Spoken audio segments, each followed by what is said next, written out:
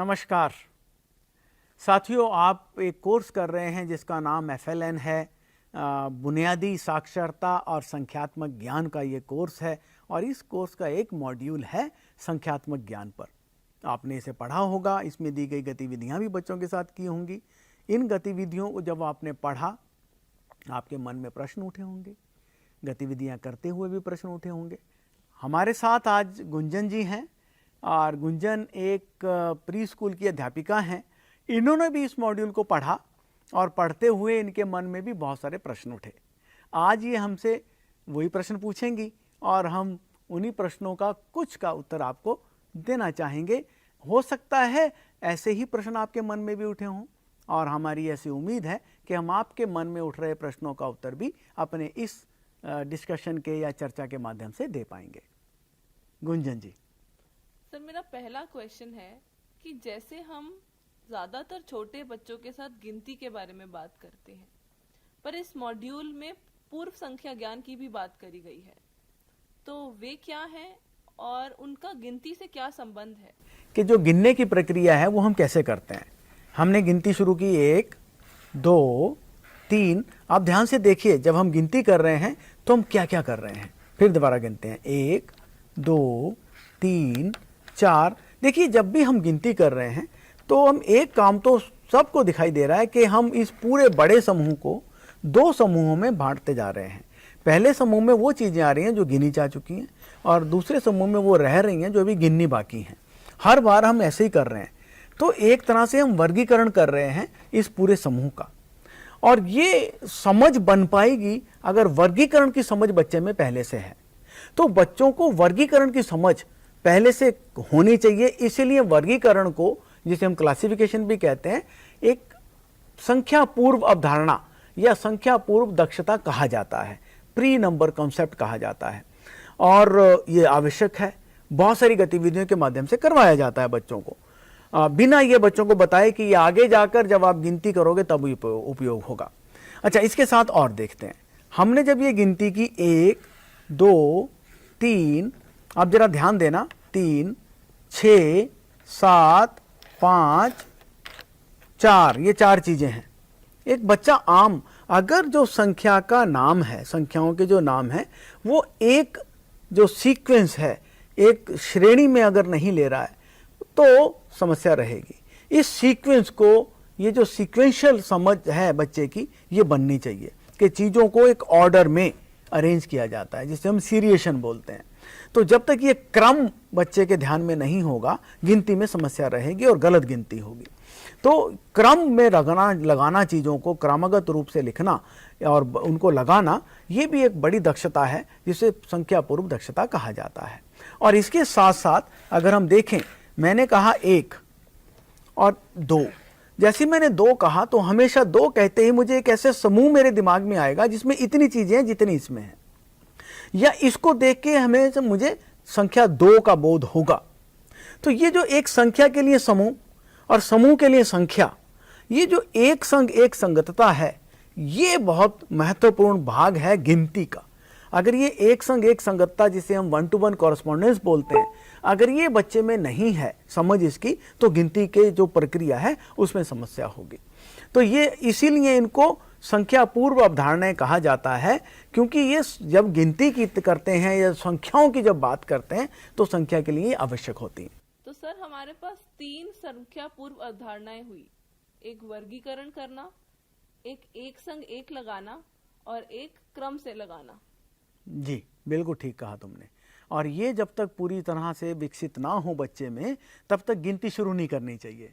हमारे यहाँ क्या होता है, माँ बाप भी ये समझते हैं, अध्यापक भी ये समझते हैं कि गिनती शुरू करा दी जाए और बच्चे सीख लेंगे। लेकिन जब तक ये 3 दक्षताएं, और इसके साथ साथ और जिसमें बहुत सारी और दक्षताएं होती हैं जिनकी हम इस मॉड्यूल में बातचीत की गई है, वो जब तक विकसित ना हो तब तक संख्याओं की बात बच्चों से नहीं करनी चाहिए। सर, बच्चा जब स्कूल में आता है उसे पहले ही संख्या का ज्ञान होता है, तो क्या संख्या का ज्ञान होने को ही हम संख्या समझ कहेंगे? नहीं, संख्या समझ संख्या के ज्ञान से काफ़ी ऊपर है। संख्या के ज्ञान से जब हम समझते हैं तो एक क्रम में संख्याओं के नाम बोल देना ज़्यादातर ये समझा जाता है कि ये संख्या का ज्ञान है। लेकिन संख्या की समझ होना मैं एक उदाहरण से आपको समझाता हूँ कि जैसे मान लीजिए मेरे पास 5 चीज़ें हैं या ये 6 चीज़ें हैं।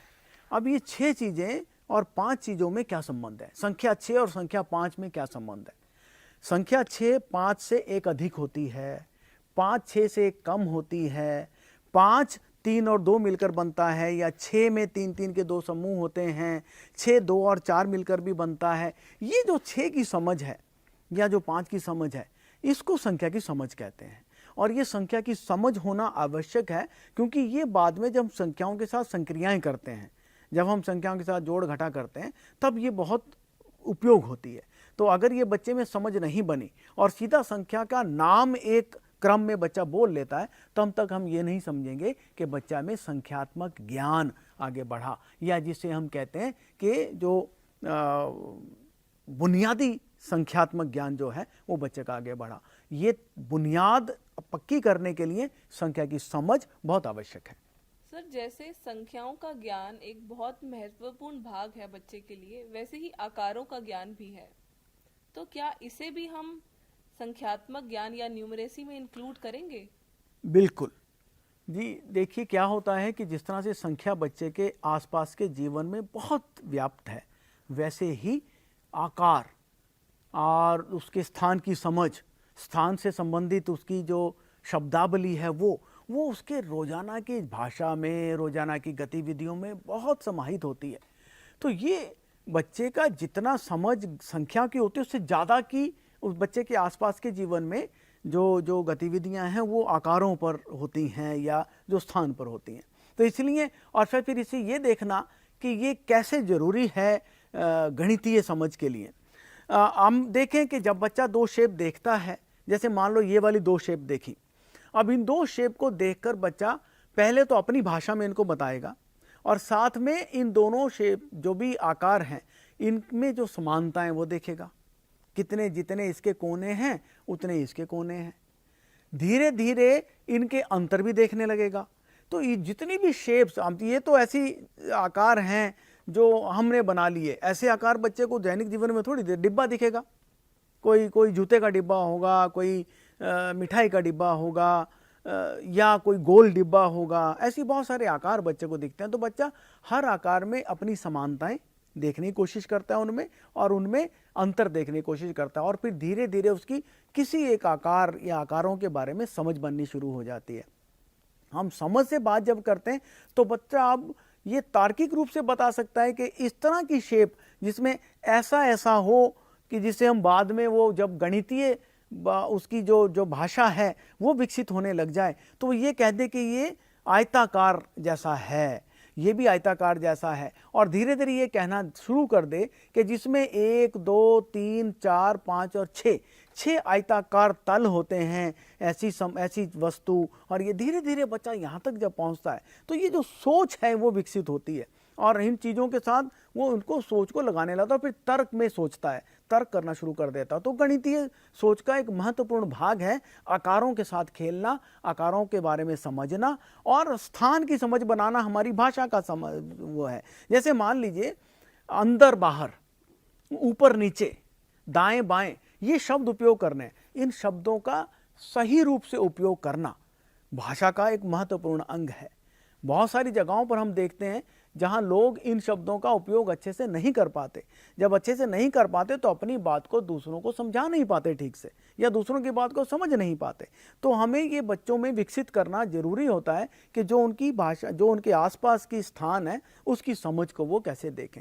आकारों के इनकी जो साइजेस हैं, माप हैं जो इनकी, उन माप की बात करें कि ये माप कितना बड़ा है, छोटा है, उससे बड़ा है, इससे छोटा है, इसमें ज़्यादा स्थान घेर लिया, इसने कम स्थान घेर लिया, इसमें चीज़ डालेंगे तो ज़्यादा चीज़ आ जाएगी, पानी डालेंगे तो ज़्यादा पानी आएगा, उसमें कम पानी। इस तरह की बहुत सारी समझ बच्चे की धीरे धीरे बनती है, और इसी समझ को गणितीय समझ के साथ जोड़ा जाता है। और जब हम संख्यात्मक ज्ञान की बात करते हैं तो संख्यात्मक ज्ञान सिर्फ संख्या से संबंधित नहीं है। जब हम साक्षरता और संख्यात्मक ज्ञान की बुनियादी की बात कर रहे हैं, बुनियाद जो है वो इस गणितीय ज्ञान के साथ मिलकर बनती है, जिसमें आकार और स्थान दोनों संख्याओं के साथ विद्यमान होते हैं। जी सर। जब भी हम FLN की बात करते हैं तो हम फाउंडेशनल न्यूमरेसी और लिटरेसी को एक साथ बोलते हैं, तो क्या इनमें कोई संबंध है? बहुत बड़ा संबंध है। बच्चे की जो दैनिक भाषा है, जो भी बच्चा भाषा घर से लेकर आ रहा है, उस भाषा में उसकी जो सोच को दर्शाने वाले बहुत सारे शब्द होते हैं, बहुत सारी बातें होती हैं जिससे बच्चे की सोच दिखती है। बच्चा तर्क करता है, तर्क करने के लिए, अपनी बात को समझाने के लिए नई शब्दावली का उपयोग करता है। ये सारी भाषा के विकास का भाग है। और ये साथ के साथ हम ये समझें कि गणित अलग से विकसित हो जाएगा, गणित की संकल्पनाएं और अवधारणाएं अलग से बनेंगी और भाषा की अलग से बनेगी। छोटे बच्चों में ऐसा नहीं होता, ये दोनों एक साथ मिलकर बनती हैं, इसलिए दोनों को एक साथ आगे लेकर बढ़ा जाता है। आपने ये देखा होगा कि हम थोड़ा हायर स्टेजेज पर जाते हैं, जब बच्चे कक्षा 6 में, कक्षा 4 में, 5 में आ जाते हैं, तो गणित, या कक्षा 1 में भी गणित एक अलग विषय होता है और भाषा एक अलग विषय होता है।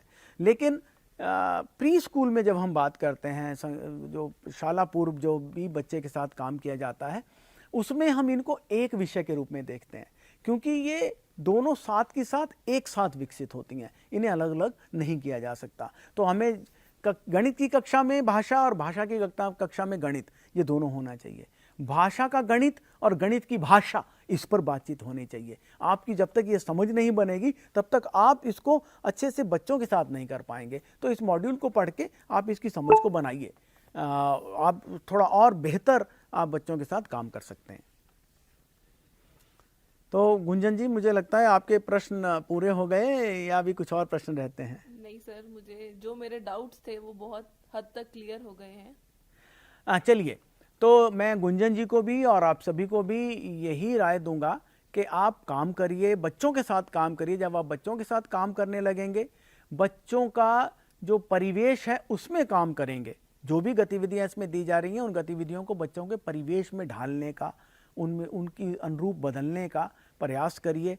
आपकी समझ ज़्यादा विकसित होगी, आप बच्चे को और बच्चे के परिवेश को अच्छे से समझ पाएंगे, और बच्चे की जो भी बुनियाद है सीखने के लिए, हम भाषा और संख्या की तो कहते हैं, गणित की, बट ये पूरे सीखने के लिए बुनियाद है, सब कुछ सीखने के लिए बुनियाद है। ये बुनियाद जब तक स्ट्रॉन्ग, सुदृढ़ नहीं होगी, पक्की नहीं होगी, तब तक आगे काम नहीं चलेगा। और इसमें आप सहायता कर पाएंगे किसी बच्चे की, आप और माँ बाप मिलकर। तो आप करें, या आपके साथ जितने भी आपके साथ संपर्क में माता पिता हैं, उन्हें भी कहें कि वो इस मॉड्यूल को पढ़ें या अपनी समझ को बनाएं, ताकि वो बच्चे की सहायता कर सकें।